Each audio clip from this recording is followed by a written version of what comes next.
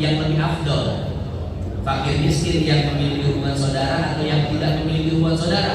Maka kata Nabi, fakir miskin yang memiliki hubungan saudara dengan kita itu lebih afdol untuk diberi. Pahalanya dua.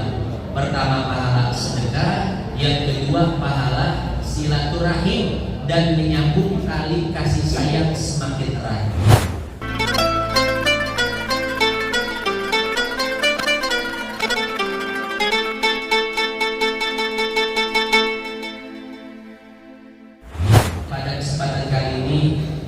Kita akan membahas sedikit tentang konsep sedekah, ya Bu ya. Konsep sedekah ini saya pengen jelaskan sekarang, mumpung saya lagi ingat, karena di Abi Suja itu nanti pembahasan sedekah masih lama, ya. Nah, kitab yang akan kita baca kitab Riyadhus Shalihin karena Imam Nawawi, ada beberapa hadis yang ingin saya baca. Pertama, hadis riwayat Imam Tirmidzi. Apa kata Nabi? As-sadaqatu 'alal miskini shadaqatun. Sedekah terhadap fakir miskin yang tidak memiliki hubungan saudara, maka pahalanya hanya satu, yaitu pahala sedekah. Wa 'ala dirrahimi thintan. Dan bersedekah kepada fakir miskin yang memiliki hubungan saudara, maka pahalanya dua.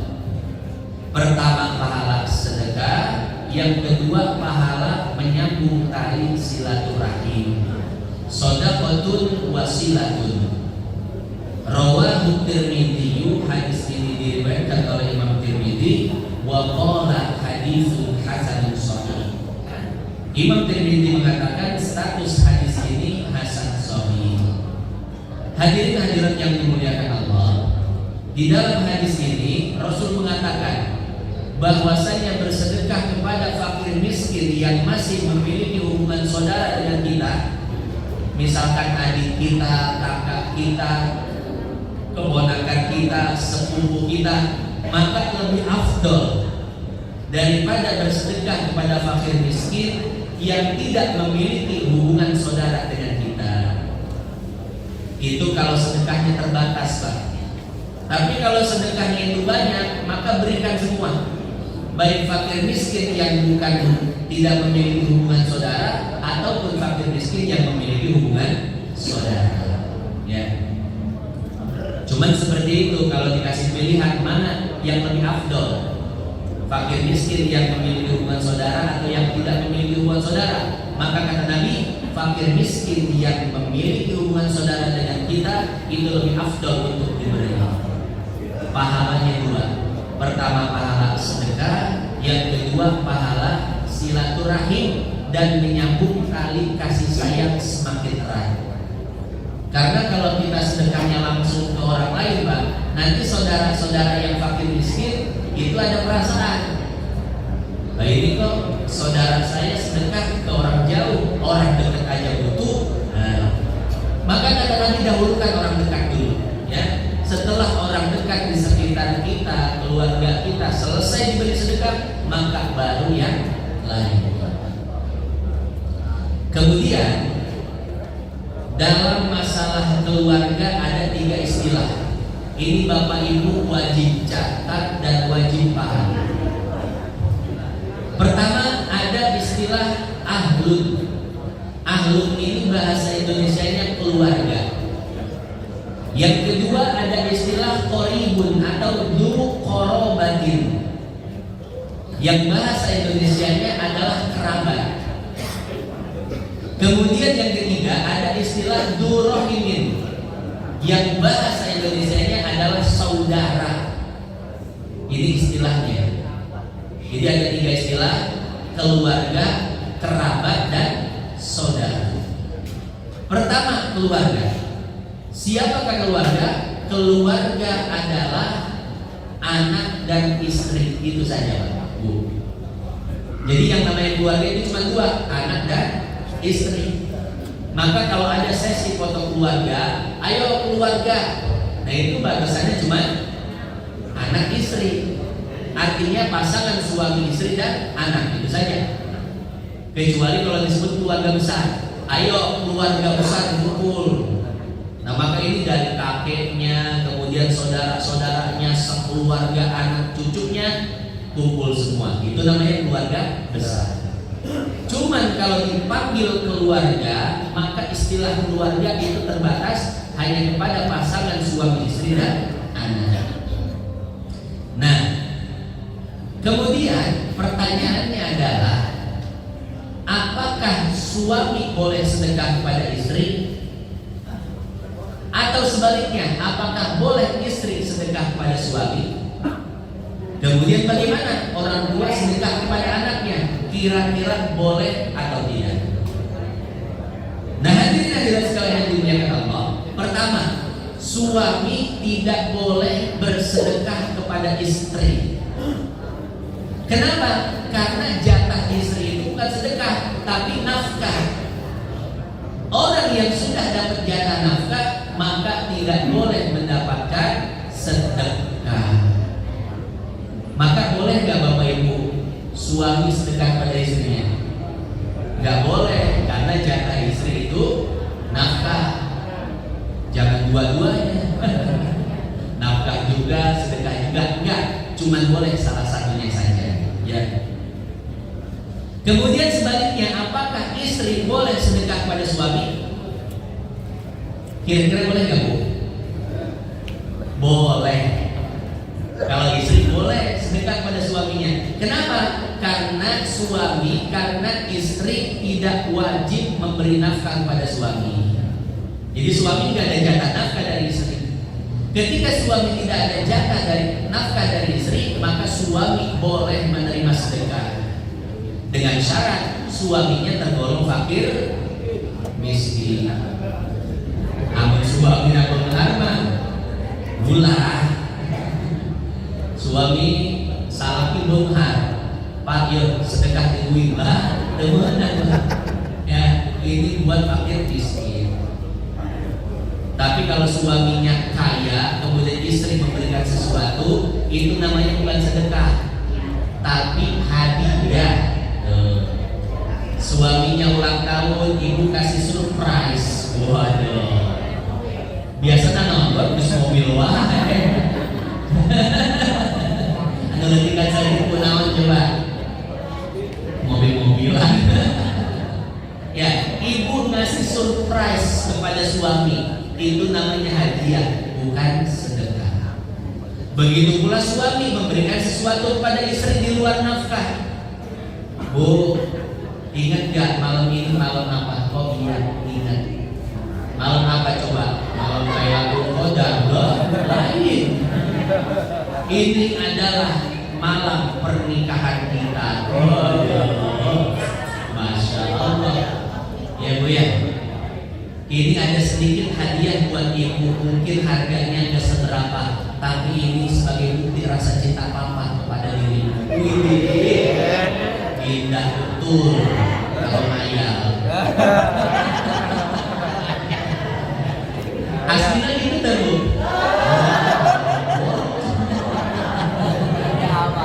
Ya Bu ya, tapi nggak apa-apa lah, ngayal kan bebas. Ini Bu ada hadiah buat ibu. Pas dibuka kunci mobil,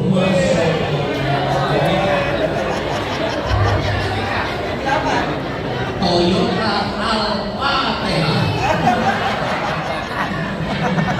Masya Allah. Ini teh papa beneran, ya Bu beneran tadi nemu di jalan.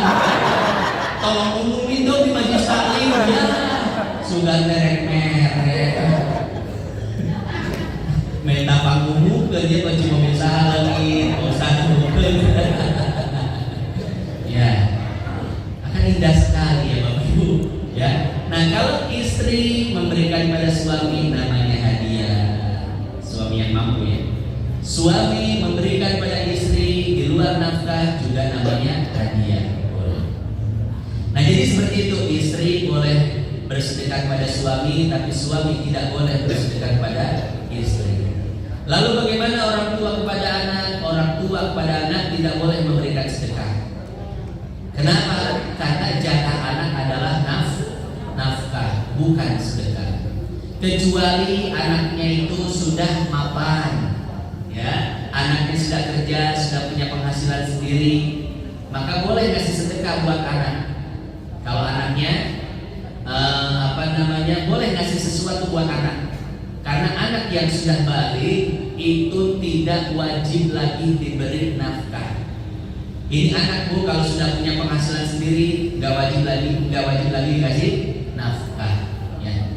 Kemudian kalau anak sudah menikah, naudzubillah rumah tangganya kurang beruntung, hidup sama suaminya sederhana bahkan fakir miskin, maka orang tua boleh memberikan sedekah kepada anaknya. Ustaz, keluarga anak saya kasihan gak mampu, ya sudah ibu bapak boleh kasih sedekah. Kenapa boleh kasih sedekah? Karena anak ketika sudah menikah, maka nafkahnya itu ditanggung oleh suami, bukan oleh bapak ibu, maka boleh diberikan sedekah. Nah, jadi seperti itu ya konsepnya bapak ibu. Orang yang dapat nafkah tidak boleh dapat sedekah, dan orang yang tidak dapat bagian nafkah maka boleh dapat sedekah. Dan ini sama dengan zakat. Istri, anak tidak boleh dapat zakat. Kenapa? Karena bagiannya nafkah. Jadi orang yang dapat nafkah tidak boleh diberikan sedekah, juga tidak boleh mendapatkan zakat. Misalkan bapak ada zakat perusahaan, masya Allah, zakatnya sampai 100 juta, waduh, masya Allah, luar biasa. Kemudian, Ustaz, saya pengen ngeluarin zakat, tapi saya pengen ngasih ke istri saya. Kenapa? Kalau ngasih ke istri kan bisa balik lagi lah. Bisa kan bapak? Ya. Apakah boleh zakat ke istri? Tidak boleh bapak ibu. Kenapa? Karena jatah istri itu adalah nafkah, bukan sedekah dan zakat. Ya, zakat pada anak tidak boleh, zakat pada istri juga tidak boleh. Itu yang pertama. Yang namanya keluarga terbatas hanya pada anak dan istri, dan itu konsep sedekahnya. Ya. Kemudian yang kedua ada istilah kerabat, qoribun atau du qorobatin. Siapakah kerabat? Kerabat itu hanya dua. Pertama orang tua, yang kedua anak. Cuman ke atas dan ke bawah saja. Ya. Orang tua namanya kerabat, anak juga namanya kerabat. Jadi anak selain tergolong keluarga juga tergolong kerabat. Nah, hukum kerabat sama dengan hukum keluarga. Orang tua tidak boleh mendapatkan sedekah dari kita. Kenapa? Karena jatahnya nafkah. Jadi kalau orang tua tidak mampu, tidak punya tabungan, tidak punya kontrakan, tidak punya simpenan, maka anak wajib menafkahi orang tua. Ketika anak wajib menafkahi orang tua, maka orang tua tidak boleh mendapatkan sedekah dan zakat dari anak. Ya. Kecuali kalau orang tuanya mampu. Pak Ustadz, kayaan juga orang tua saya daripada saya. Boleh tidak memberikan sesuatu? Boleh. Ini namanya hadiah. Ini Bapak Ibu, orang tua walaupun hartanya lebih banyak dari kita, maka coba kita berusaha untuk tetap memberikan sesuatu. Karena yang orang tua lihat itu bukan pemberiannya, tapi yang orang tua lihat adalah perhatiannya. Betul nggak? Ini orang tua walaupun duitnya banyak, tapi kalau dapat hadiah dari anak, senangnya luar biasa Bapak Ibu. Karena yang dilihat tadi bukan pemberian, tapi perhatian. Masya Allah. Anak ketika memberi kepada orang tua yang mampu, itu namanya hadiah, bukan sedekah. Ya. Kemudian kita pun tidak boleh memberikan sedekah dan zakat kepada anak. Kenapa? Karena zakat anak adalah nafkah. Nah, jadi seperti itu ya, hukum kerabat sama dengan hukum keluarga. Kerabat tidak boleh mendapatkan sedekah dan zakat. Kemudian yang terakhir, yang ketiga, ada istilah keluarga, istilah saudara. Yang pertama keluarga, yang kedua kerabat, yang ketiga saudara. Jadi saudara itu adalah misalkan adik kita, kakak kita, ponakan kita, sepupu kita, paman kita, itu namanya saudara, baik yang dekat ataupun yang jauh. Nah, dalam konsep sedekah, saudara itu boleh mendapatkan sedekah, Pak. Kita boleh sedekah pada adik kita, pada kakak kita, pada ponakan kita, paman kita yang tergolong fakir miskin. Bahkan kata Nabi itu lebih afdol. Siapa orang yang bersedekah kepada fakir miskin yang masih memiliki hubungan saudara, maka pahalanya dua.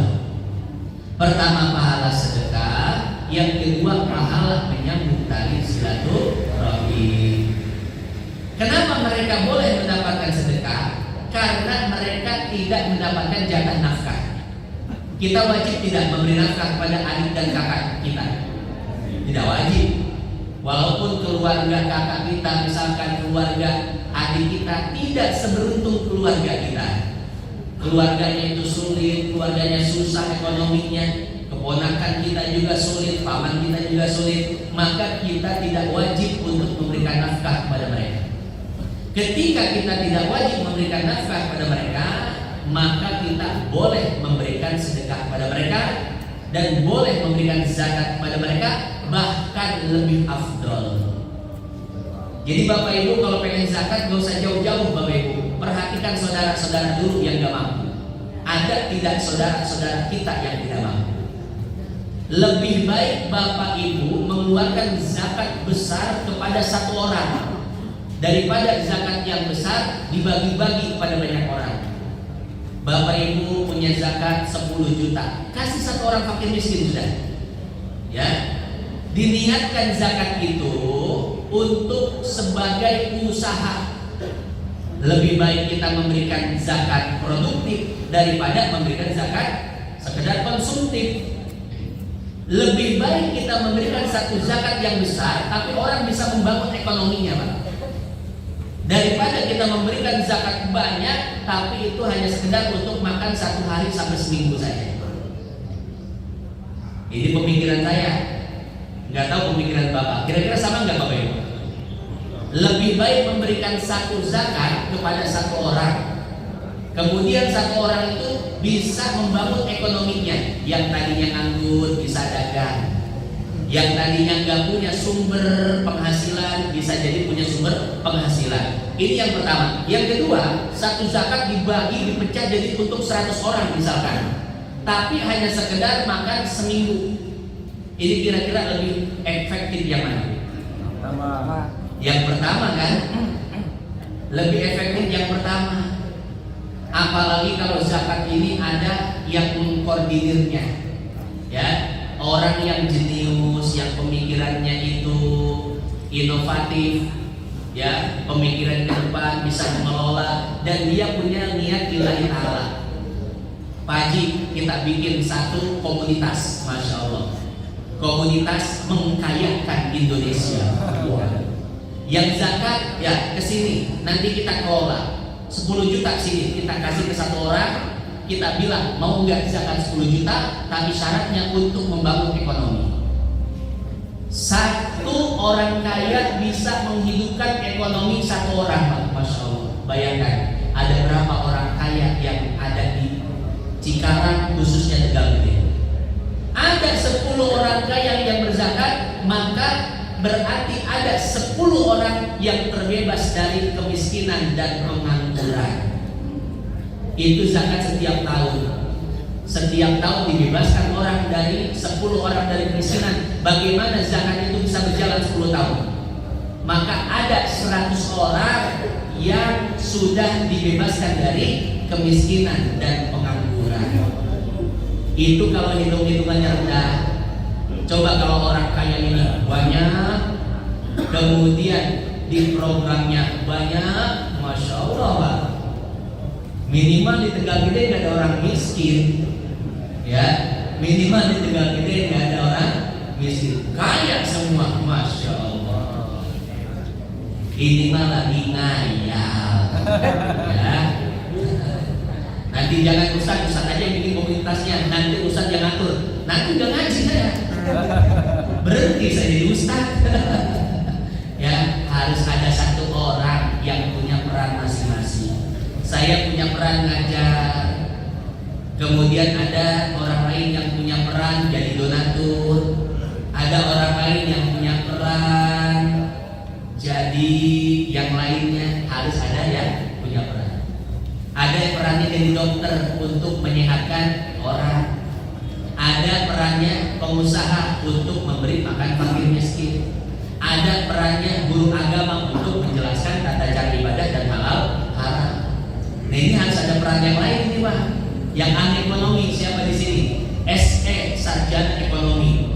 Manfaatkan itu ilmunya buat mengembangkan masyarakat untuk memikirkan umat terbebas dari kemiskinan. Ini umat kalau bebas dari kemiskinan, insya Allah Pak, agama semakin kuat dan orang semakin taat. Kebanyakan orang belum ibadah dan masih maksiat itu karena faktor ekonomi.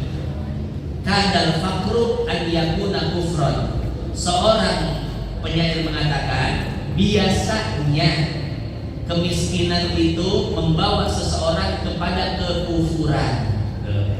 Coba kalau orang ekonominya distabilkan, ekonominya diangkat, insya Allah semua orang mudah-mudahan bisa taat kepada Allah Subhanahu wa Ta'ala. Nah ini kan hayalan yang sangat mulia. Gak apa-apa mimpi dan ngayal Pak, karena segala sesuatu dimulai dari mimpi. Ini Indonesia bisa merdeka karena mimpi Soekarno, mimpi berhayal ini enak punya negara yang merdeka. Akhirnya mimpi itu diwujudkan. Maka nggak apa-apa sekarang kita khayal dulu, mimpi dulu, ngasih konsep minimal ke orang walaupun kita nggak bisa menjalankannya. Mudah-mudahan yang dengar bisa menjalankan. Hadirin hadirat jamaah yang dimuliakan Allah. Nah itu saja ya pelajaran yang dapat saya sampaikan pada kesempatan kali ini, yaitu tentang konsep sedekah yang mana hadisnya diriwayatkan oleh Al-Imam At-Tirmidzi dan status hadis